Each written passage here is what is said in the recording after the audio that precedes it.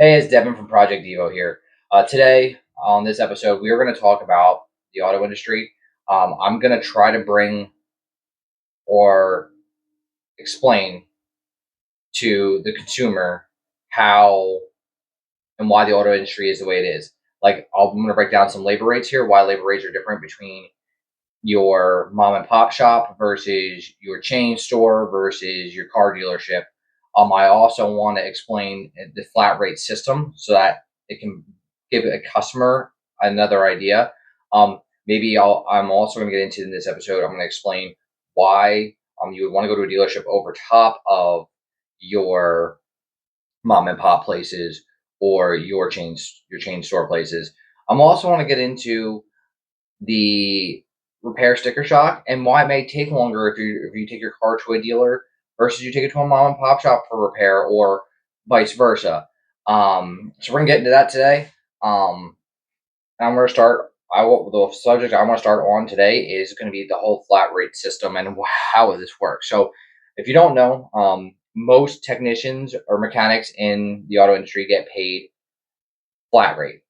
And what flat rate is the technician, in a sense, is only getting paid for the car he's on. So, in layman's terms, I'll kind of try to break it down as easy as I can for you. So, basically, technician gets a job, okay, and normally comes in.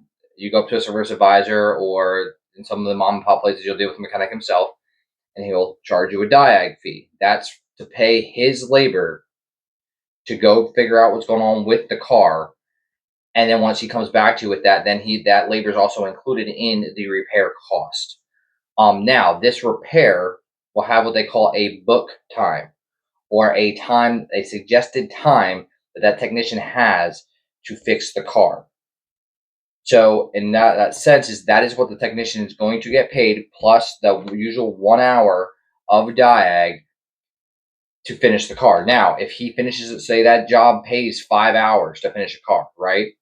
That means he has the hour diag and then the 5 hours to repair the car. If it takes him 7 hours to repair the car, that technician then has lost essentially 2 hours of labor that he could have been working on something else because he's only getting paid for what that job pays. So and now if he's a good technician, that job may pay 5 hours. And if he's done that job multiple times, this is where dealerships come in handy because if you're doing the same stuff over and over and over again, like your maintenance services and stuff like that, you should eventually be able to do it under the suggested amount of time. Now, if that happens, that technician makes that 5 hours, he can finish that car up and move on to the next car. That's how this works. That's how they make their money. So in a sense, let's say that technician does a job and it's like if you're in a state that has a state inspection, say it's a state inspection which pays an hour, and an oil change. Most places only pay a half hour, so that's 1.5 hours. Okay, so if he can get that job done, most good technicians can do an oil change in under a half hour. So let's say he gets that job done in an hour and 10 or 11 minutes because he's multitasking, right? In that case, then he can finish that car up, move on to the next car faster. In that sense, now some of these good technicians can make multiple hours in a day, 10, 12, 13, 14 hours in a day. If they're good and they're used to doing the job, right? They do multiple jobs over and over and over again, you get pretty good at the stuff. So that's in a sense how flat rate works. So when you come into a dealership and you need to deal with a service advisor, that service advisor explains to you that there may be a diag fee. Now, normally if it's under warranty or something along those lines, that diag fee is waived. Now, if that technician takes out under some dealerships will charge you just a straight fee. Some dealerships will charge you a labor rate. So if that technician takes a half hour, they only charge you for a half hour. If it takes an hour, they charge them for an hour. Now,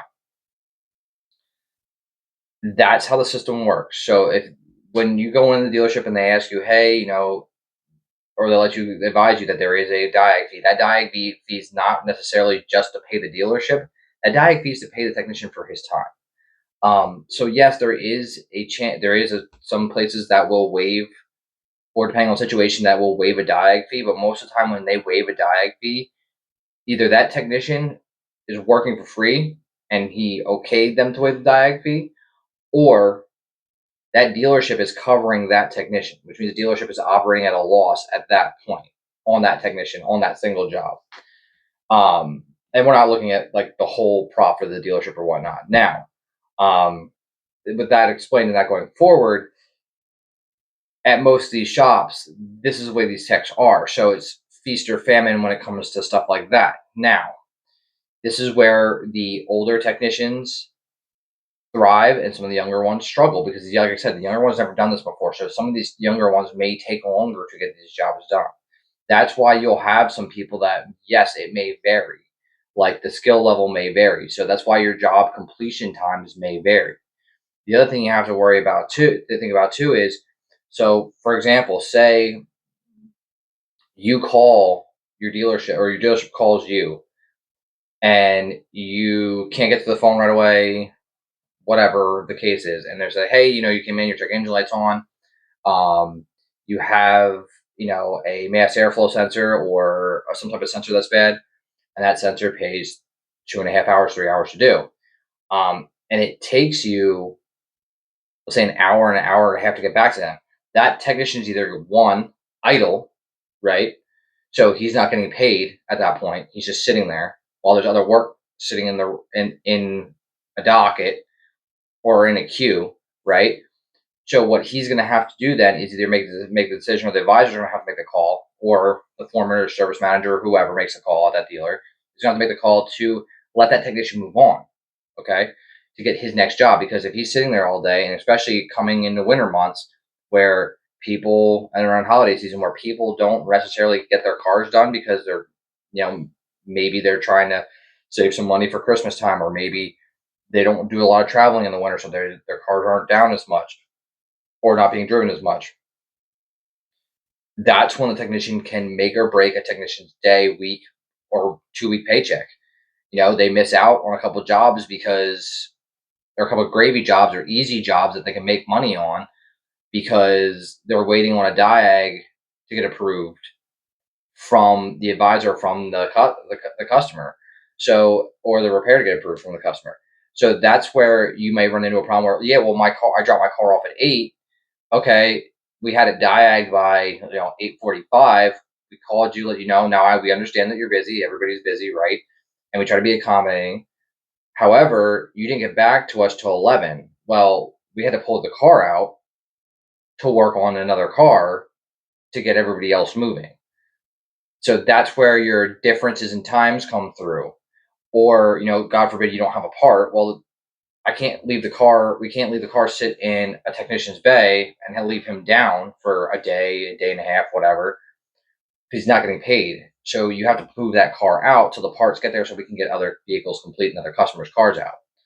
So that's where that comes in with your time. Where at your mom and pop shop, you might only have 6, 7 appointments a day, and they may have 2 technicians. So yes, they may have time to sit around, and some of these mom and pop shops will pay techs hourly, but they're not getting paid. They might not be getting paid top dollar. They may be getting paid like an easier wage or whatever, or cheaper wage.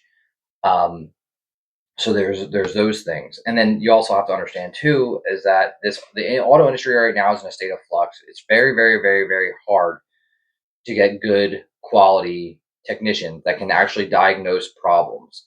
And these car schools aren't exactly pumping them out at a premium. So what ends up happening is you have a lot of movement in the industry, especially for really good technicians. Um, and then the other thing too is there's a lot of inflation in labor. And what I mean by that is the dealerships are having to pay more out for these guys, whether that they are the higher skilled, medium skilled, or low skilled guys, or guys that are still learning that have the potential. You have to pay. You don't say you have to pay top dollar, but you have to pay a competitive wage for these guys, which is what drives that labor rate up. Because I mean, you might have a dealership. We'll say, well, I'm just going to use dealership for example because they're one of the highest paying in the industry. Yes, you might have a couple of mom and pop places where they're a massive service center and they can afford to pay dealership wages, but most of the time the dealerships are what pays the higher wages in the automotive industry. So you'll have a dealership that may pay their lube techs $20 an hour. That's starting. I mean, when I started as a lube tech back in 2010, 2000, yeah, 2010, 2011, I was making $15 an hour, or $13 an hour, or something along those lines, if I can remember correctly. So, like, from that point to now, where some dealerships are paying these guys $20 an hour, you're looking at your base salary for a guy who's changing oil is $20 an hour, and most dealerships have oil change menu prices, meaning that they're only charging $40 in labor for an oil change, which means their profit margin. I mean, most of the time dealerships are losing money on oil changes because they're not trying to scalp customers over general maintenance. So that's where you have to look at it, because yes, your base guy's making $20 an hour, but you have to think about this. So what's the shop foreman making? 40, 45. At a like a big dealership, big volume dealership, that guy may be making $50 an hour. So you got to look at it that way. That's why you'll see labor rates up over $200 an hour for bigger dealerships. Now, yeah, smaller dealerships may still be competitive at like your 120, 110 ish, whatever. But in a nutshell, they're probably not paying their technicians that much money because, yeah, they're the overheads crazy. And that's where you get your labor rate differences between your mom and pop shots and your Monroe mufflers and places like that, because the overhead is nuts. Yeah, your Monroe muffler may only have 5 technicians. Okay, well, that's not a dealership. A dealership will have like 14. Some of the bigger dealerships will have 20, 25, 30, or they might have more than one shift. They may be working Saturdays and Sundays as well. So, like, that's where your labor rate comes in, because they have to afford the overhead, and the overhead isn't cheap, especially if a lot of these dealerships are charging like under $100 for an oil change, because it's you're basically giving it away for free or pennies at this point, because you're not making. If a main shop technician is doing an oil change, you might as well just give you the oil change for nothing, because they're not making any money off it anyway. Um, Now, with that being said, that and describing the pay scale and the labor rates and stuff like that, explaining how the flat rate system works and stuff like that. I also want to get into, and kind of touching on completion times. I just want to get into, that's why your sticker shock is on some of these bigger jobs is the way it is, because you may have a tech that's making $45 an hour plus, or $35 an hour plus, doing this job. So that your labor rate at your dealership, if you're looking at it like, some say your dealership's $200 an hour. Well, like, what's 4 hours? $800. You see what I'm like? And not gonna, and on some of these newer cars, 4 hours of labor is like a job 10 years ago would pay two, because with all the electronics and all the stuff they're putting on these new cars, that's what you're getting into. They're showing all this new wiring and stuff on these cars. The labor is going up, guys. The labor is going up. It's not easy. And then people think, oh, well, you can just scan the codes. The codes are just a starting point for the technician to start diagnosis. I may pull a code that says it's an evap thing. Well, I'm going to tell you right now, there's like 200 different things to look at for an evap code. It's not just, hey, check my gas cap. You might have a mouse on top of the fuel tank that just chewed through a fuel line or a vacuum line, where the car's relying on that to see what the emissions is like. And that's what your check engine light's on for an evap code, because you have a leak there. And trying to find that leak is going to take 2.5 hours to find it. And then right at that point, if we discuss the labor rate being at $200, what are you at? You know what I mean? So that's kind of what you're looking at when you go to a dealership. And I mean, and the thing is too, what you're paying for is accuracy.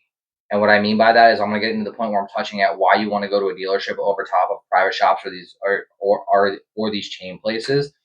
And the whole reason for that is one, if you're going to a dealership, it's because you own that vehicle. You own a Toyota, Subaru, a Volvo, whatever dealership you're going to, a Ford, whatever.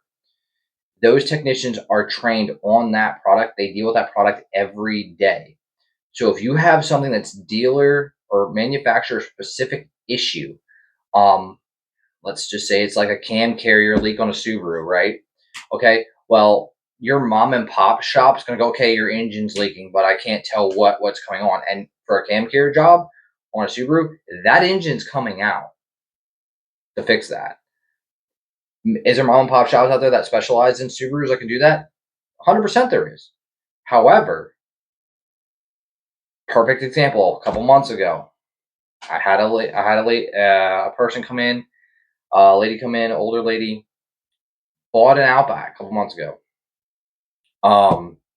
Went to a private shop twice for her car overheating, twice, with certain symptoms. I'm not gonna get into all the details. They put a thermostat and a radiator in her car with some and charger diag in the tunes to, we'll say, $1,000. Okay, so she's $1,000 in. Car is still overheating a month later, to the point where she overheated on her about 5 times, to the point where the engine shut off twice. She came into the dealer. It took my factory trained technician, took a factory trained technician at a dealer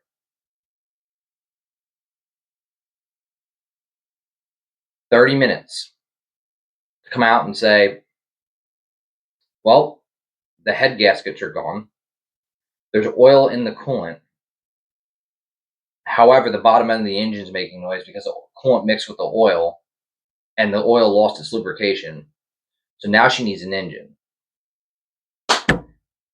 Instead of getting a head gasket job done on an older Subaru, right, that may have cost her $2,200 and she would have had the car for another 100,000 miles. Now she's out of car because the car was, I think it was like a late 90s Outback or early 2000s Outback or something like that.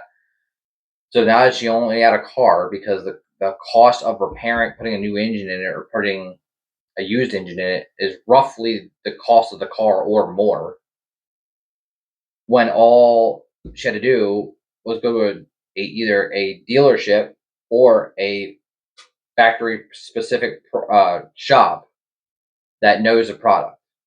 And that's one of the reasons why you want to go to dealerships. Other reasons why you go to dealerships. A lot of the over mom and pop or chain places, mom and pop shops, like I said, you're getting at a dealership, you're getting factory specific trained guys that are used to looking at that product, that know that product inside out, that are trained on that product constantly. Constantly.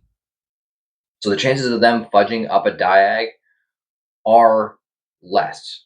I'm not gonna say there doesn't happen because it happens at every dealership where someone can mess up a diag, someone can screw something up. It happens. They're human beings. They're not robots. Now, when it comes to these chain places, I haven't worked at a chain place in the 16 years I've been in the industry.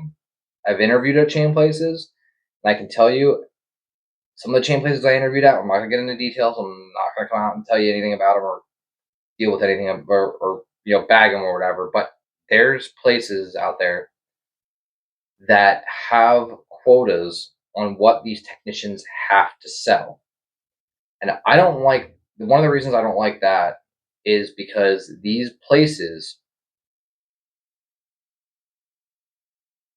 will almost force. Now, and I'm putting this out there because I remember how these guys get paid flat rate.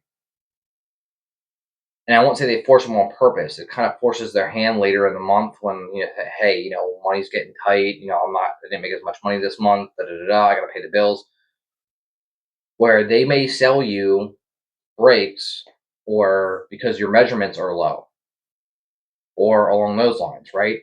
And the only way to protect yourself from this is a lot of these dealerships and a lot of places like some of these mom and pop shops are using what they call video multi-point inspections. And place I work does it. They do video multi-point inspections. And the best thing about that is it keeps these dealerships honest. It keeps these guys honest. You can see what is going on with your car. They can point it out to you. They can explain it to you. And if you have a good service advisor, if you have a good technician or a trustworthy guy, he'll come out and explain it to you and walk you through it. That's one thing I love to do. I love to sit down with a customer and be like, hey, do you need me to explain this to you? Because I can try to explain this to you. And I try to explain it to them on a level where they can understand. Like if they're technical savvy, I try to use analogies on everyday items. Um, just because it helps them understand that I'm not there. I'm there just to provide a service or tell them what's wrong with their car. Because I know that they don't want to come see me, and they don't want to go see your mechanic, or you don't want to go see any of that's those people. You're there either because one, your car needed maintenance, or two, something's wrong with the car and it's broke, and you're already having a shit day. So we don't want to be there. I don't want to be there to piss you off. You're already pissed off enough. I want to try to make your experience at at the location the best it is, and that's just the way my philosophy on me doing my job. And I went from wrenching, and I'm now a service advisor. So that was the biggest transition for me, was trying to explain people what was going on.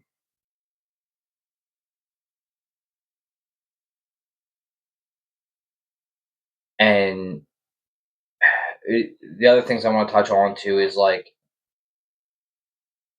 the specific brand issues. I mean, every brand has their issue, right? You're never going to get a car that just runs forever. Otherwise, that car company would just be selling like freaking wildfire, and no one would ever buy anything else because the cars don't freaking break. Well, those cars would be atrociously expensive for no freaking reason whatsoever. Um, every car brand has its issues. Everybody knows about Nissans and their freaking CVTs. Just like everybody used to make the jokes back in the day about Subarus and their head gaskets, and now it's Ford and their water pumps and head gaskets on the Explorers and whatnot. Um, every brand has their issue. There's not one brand that doesn't have an issue at all. Um, sometimes it's wiring, sometimes it's mechanical issue, sometimes it's some stupid gasket that some guy just, some engineer just like, hey, we're going to cheap out on this gasket because it's never going to have a problem. And 3 weeks down the road, 3 years down the road, all of a sudden the thing fails on all like 200,000 cars.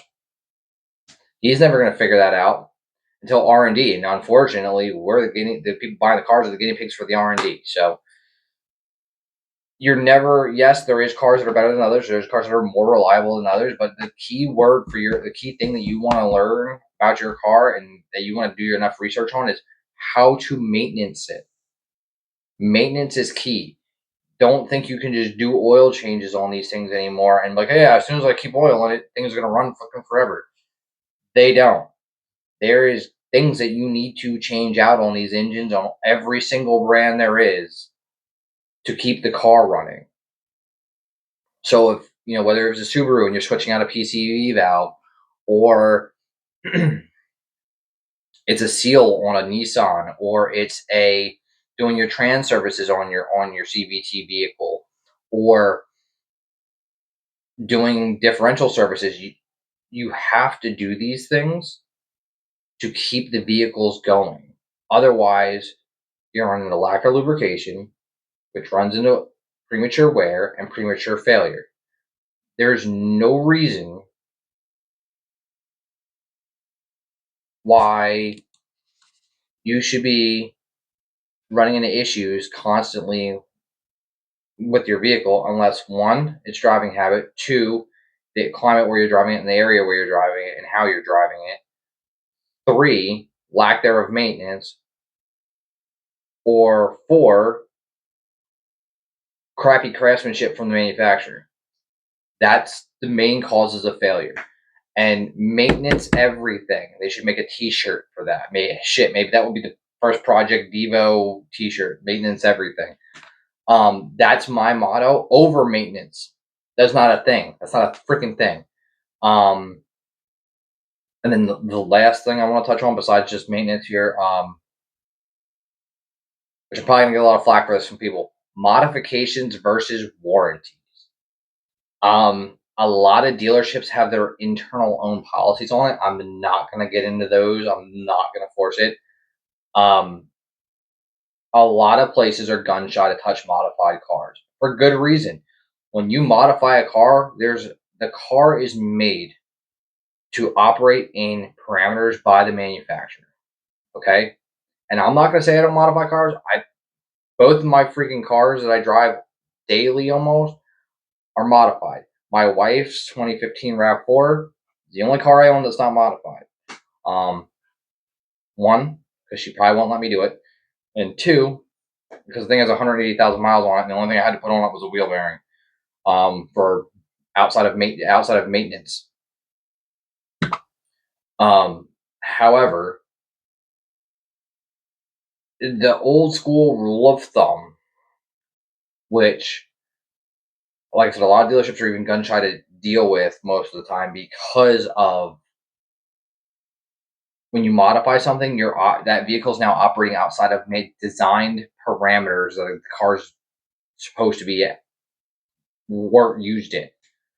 Um, and a lot of these cars nowadays have little black boxes in them. We're gonna call them black boxes. And what that is they use max speed data or max data, which it will tell the record the fastest the car's ever been. One, two, freeze frame data, which will show the minute that light goes off what the car was doing. So that means if you're decide you want to be Vin Diesel and you're flying down your local bypass at 150 miles an hour, 140 miles an hour, and you go to slow down and you go to downshift and you're in sixth and you miss fifth and you drop that sucker into four or three and you over rev the shit out of it and it explodes. That car when it detonates and it sets the light knows exactly what you did. Exactly what you did. It'll show what gear you're in. It'll show the RPM when the engine left the chat. It'll show the RPM clicking 0, and you can literally watch it on the graph. Watch it go from 7 to nothing, and what cylinder left. It will show all of that.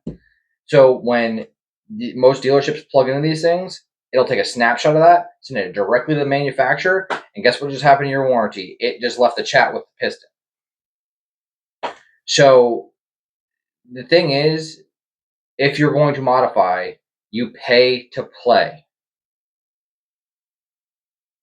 Now, yes, there is some modifications you can get away with under warranty at some spots. Because some spots probably won't even look at your car if it's modified. And that's just things that are operate outside of that or inside of that parameter. Like, yeah, you put fancy lights on the car, you're inside the parameter. You put stickers on that side of your car, you're inside the parameter. You put a big freaking wing on the back of your damn car, you're in a freaking parameter. You put wheels on the car, in a parameter, as long as they're the same size wheels that were factory or close to it. You have to be smart when you do this stuff. You also be smart. When I mean by smart, I don't mean just be smart by learning and doing education on what you're modifying your car. I also mean be smart, as in don't be an idiot and go, oh, I just put a rotated turbo assembly on my STI and then show up to the Subaru dealership saying, oh, my STI blew up. It's under manufacturer warranty.